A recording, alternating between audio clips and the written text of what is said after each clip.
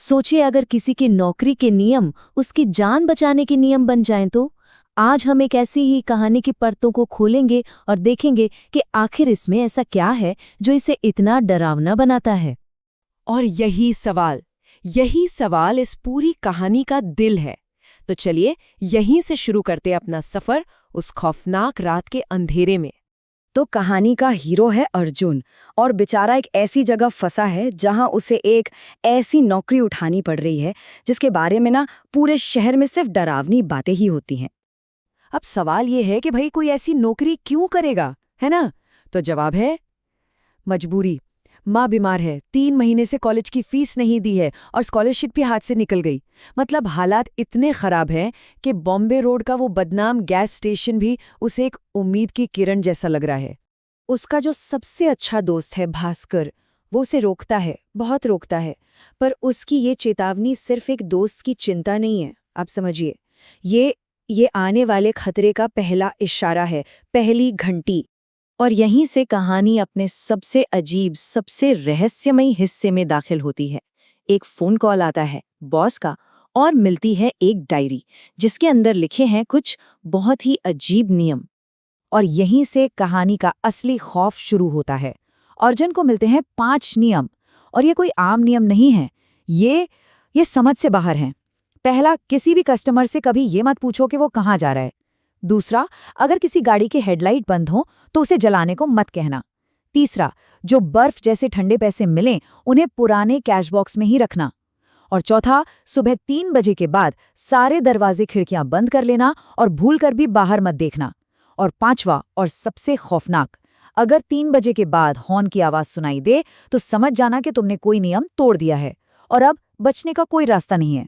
ये सिर्फ नियम नहीं थे, ये एक सीधी सीधी चेतावनी थी कि यहाँ कुछ बहुत बहुत गलत होने वाला है। और इन सब अजीबोगरीब नियमों के ऊपर बॉस का बस एक ही हुक्म था। क्यों? ये सवाल कभी मत पूछना, बस जो कहा है वो करो। और बस इन शब्दों के साथ अर्जुन के सवाल पूछने का हक खत्म हो जाता है। अब वो सिर्फ एक प्यादा है, एक ऐसे खेल में जिसे वो समझता भी नहीं और आंख बंद करके चलने पर मजबूर है। तो अब तक जो डर सिर्फ कागज पर था, अब वो हकीकत बनने वाला है। यहीं से एक एक करके वो सारे नियम जिंदा होने लगते हैं।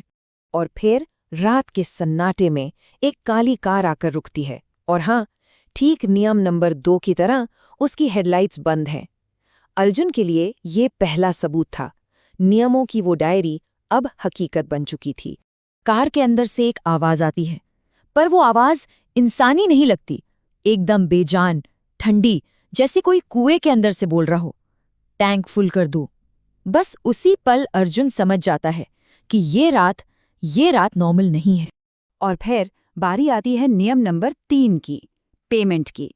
कार की खिड़की से एक हाथ बाहर निकलता है, पर वो किसी इंसान का हाथ नहीं है, वो एक कंकाल का हाथ है, सूखी हड्डियां। और उन हड्डियों में जो पैसे हैं वो इतने ठंडे हैं जैसे बर्फ। इस खौफनाक वाकये के बाद अर्जुन जब ऑफिस के अंदर जाता है तो उसे एक और चीज मिलती है, एक सुराग। साल 1998 का एक पुराना अखबार। और ये कैसा सुराग है जो पूरी कहानी को पलट कर रख देता है। अखबार की हेडलाइन वो चीख चीख कर सच बता रही थी। बॉम्बे रोड पर एक भयानक हादसा, सुबह ठीक 3 बजे। एक बस पलटी, कई गाड़ियां टकराईं और सबके सब मारे गए। और उन सब की आखिरी मंजिल, यही पेट्रोल पंप। अब जाकर अर्जुन के दिमाग की बत्ती जली कि उसके ये अजीब कस्टमर आखिर है कौन। तो अब कहानी अपने सबसे खतरनाक मोड़ पर है, क्लाइमैक्स। घड़ी में 3 बज चुके हैं। अर्जुन ने खुद को ऑफिस के अंदर बंद कर लिया है और अब उसे पता है कि दरवाजे के बाहर किसका इंतजार हो रहा है। और यही डर और एक अजीब सी बेचैनी के बीच अर्जुन से वो गलती हो जाती है, वो ही गलती जिसके लिए उसे मना किया गया था। वो नियम नंबर 4 तोड़ देता है। वो बाहर देख लेता है और जो उसे दिखता है वो है परछाइयों का एक पूरा समंदर। इंसानी परछाइयां जिनकी हरी आंखें ऐसे चमक रही हैं जैसे सीधे उसकी रूह के अंदर देख रही हों। अब उसे समझ आया कि बाहर देखने से क्यों मना किया गया था। और नियम तोड़ने की सजा फौरन मिलती है। वही काली कार वापस आती है और उसका हॉर्न पूरी रात के सन्नाटे को चीर कर रख देता है। ये कोई आम हॉर्न नहीं था, ये नियम नंबर 5 का ऐलान था कि तुमने नियम तोड़ा है और अब तुम फंस चुके हो। हॉर्न बजते ही वो सारी की सारी परछाइयां एक साथ घूमती हैं और अर्जुन की तरफ देखने लगती हैं। फिर वो जमीन पर चलती नहीं, हवा में तैरती हुई सीधे ऑफिस के दरवाजे की तरफ बढ़ने लगती हैं। पूरी तरह घबराकर अर्जुन अपनी आखिरी उम्मीद को फोन लगाता है, अपने दोस्त भास्कर को।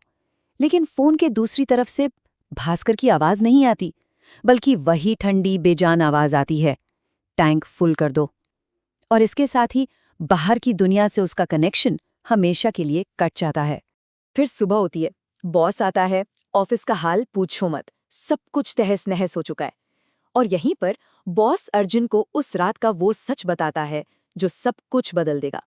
तो सवाल ये है कि इन सारे नियमों का मतलब क्या था? तो बॉस उसे समझाता है कि देखो, हमारी यानी जिंदा लोगों की दुनिया के साथ साथ मरने वालों की भी एक दुनिया चलती है। और जो लोग अचानक मर जाते हैं ना, वो अक्सर भूल जाते हैं कि वो मर चुके हैं। वो अपनी मौत के उस आखिरी पल को बार बार जीते रहते हैं।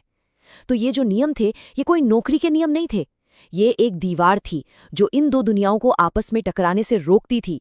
और तभी अर्जुन की नजर जमीन पर पड़ी एक चीज पर जाती है, एक कार की चाबी, उस रात का आखिरी और शायद सबसे जरूरी सुराग।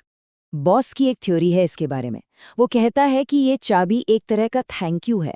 जब अर्जुन ने बाहर देखकर नियम तोड़ा, तो उसने उन आत्माओं को सच का आईना दिखा दिया, और उनमें से किसी एक आत्मा ने शायद अपनी मौत को कबूल कर लिया। उसका अंतहीन इंतजार खत्म हो गया, और जाते जाते वो अपनी चाबी यहीं छोड़ गई, शायद अर्जुन की जान बचाने के इनाम के तौर पर। कहानी के आखिर में जब भास्कर उससे पूछता है कि क्या वो वापस उस पेट्रोल पंप पर गया है, तो अर्जुन का जवाब बड़ा ही अजीब और डरावना है। वो कहता है, कुछ इंतजार कभी खत्म नहीं होते, मुझे आज भी इंतजार करना पड़ेगा। तो आखिर में ये सवाल हमारे लिए रह जाता है, अर्जुन अब किसका इंतजार कर रहा है? अपनी यात्रा के खत्म होने का, या फिर किसी और की यात्रा के शुरू होने का? और इस सवाल का जवाब शायद उसी बदनाम पेट्रोल पंप के सन्नाटे में कहीं दफन है।